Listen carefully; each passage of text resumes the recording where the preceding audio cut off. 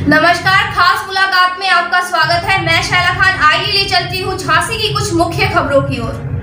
भैया नमस्कार। नमस्कार भैया।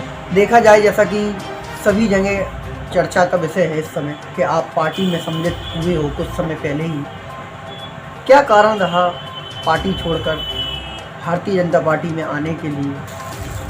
पहले तो आपका बहुत बहुत धन्यवाद कि आपने इतना कीमती समय मुझे दिया, कि मुझे अपनी मेरी बात रखने का मुझे मौका दिया। जैसे कि आपको मालूम है कि कांग्रेस इस समय जो दिख रहा है कि हमें बिल्कुल विफल होती जा रही है, और कांग्रेस को विफल होने का जो उसका मुख्य कारण है वो उसकी आपसी गुटबाजी जो हमको देखने को मिल रही है। आज उसका एक मुख्य सबसे बड़ा उदाहरण ये है कि आज चुनाव इतने नज़दीक आ गए हैं जो कांग्रेस अपना अभी तक उम्मीदवार घोषित नहीं कर पाई। इसका एक मुख्य कारण सबसे बड़ा ये है कि कांग्रेस की आपसी गुटबाजी कांग्रेस को ख़त्म करती जा रही है। तो यही सबसे बड़ा मेरा उद्देश्य रहा। और फिर मोदी जी और योगी जी की जो योजनाएं रहीं उससे मैं इतना प्रसन्न रहा कि जो मैंने भारतीय जनता पार्टी का दामन थामा है। देखा जाए जैसा कि अभी आप चारों तरफ जा रहे हैं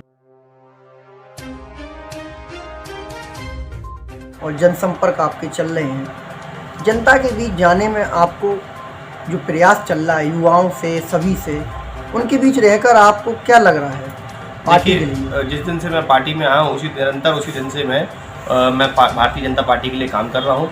रोज़ ही मैं 4-5 जगह वार्ड में जाता हूँ और जनसंपर्क करता हूँ, और जिसमें हम लोग को बहुत ही पॉजिटिव एक रिस्पांस मिल रहा है झांसी की जनता के द्वारा, झांसी के युवाओं के द्वारा, महिलाओं के द्वारा। रोज़ हमको लोग रोज़ मिल रहे हैं, वो कह रहे हैं भाई साहब इसके अलावा हमारे पास कोई दूसरा विकल्प नहीं है। भारतीय जनता पार्टी बहुत बड़ा रोल प्ले करके हमारे झांसी जनता के बीच में आ रही है। वो मोदी योगी जी की जो योजनाएं हैं वो उससे इतने प्रसन्न हैं लोग बात कि वो कह रहे हैं हमारे पास तो भारतीय जनता पार्टी के अलावा कोई दूसरा विकल्प नहीं है।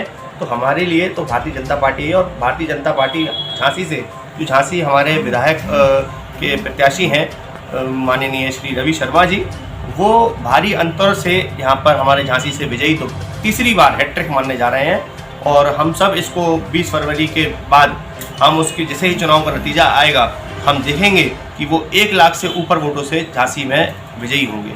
युवाओं तक जैसे कि जो नए वोटर हुए हैं और तमाम ऐसी चर्चाएं में आ रहे हैं कि अब जो नए वोटर होंगे उनके लिए आपका क्या मैसेज जाएगा? क्योंकि युवाओं को देखते हुए उनके साथ के साथ आप हमेशा खड़े रहते थे और युवा आपसे बहुत ज़्यादा जुड़े हुए हैं, उन तक आपका क्या मैसेज है?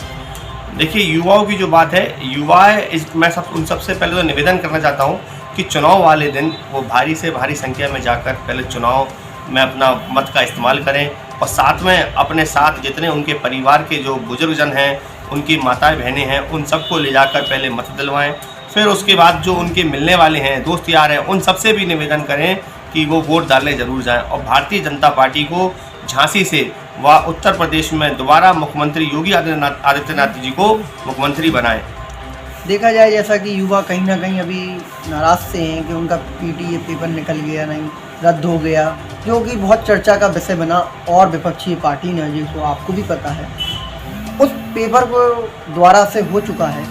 अब क्या कहना चाहेंगे आप सभी छात्रों? देखिए, जो पेपर निरस्त हुआ वो कहीं ना कहीं कुछ ना कुछ प्रॉब्लम्स आई, उसका जो है ऊपर से ऊपरी जांच चल रही है। मुख्यमंत्री जी ने उसका आदेश दिया है, और उसका जो है एक जल्द है उसका जो भी उसके पीछे कुछ कारण रहे होंगे उनका खुलासा होगा, और उसमें जो आपराधिक लोग जो पाए जाएंगे उनका जो है, जैसे हमने देखा पिछली बार जो हमारी शिक्षक जो भर्ती में कुछ घोटाले पाए गए, कुछ भी जो सब योगी जी ने किया।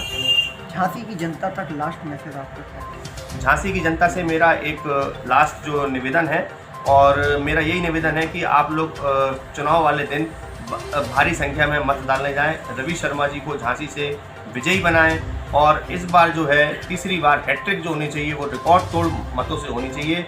यही मेरा झांसी की जनता से अपील है। धन्यवाद।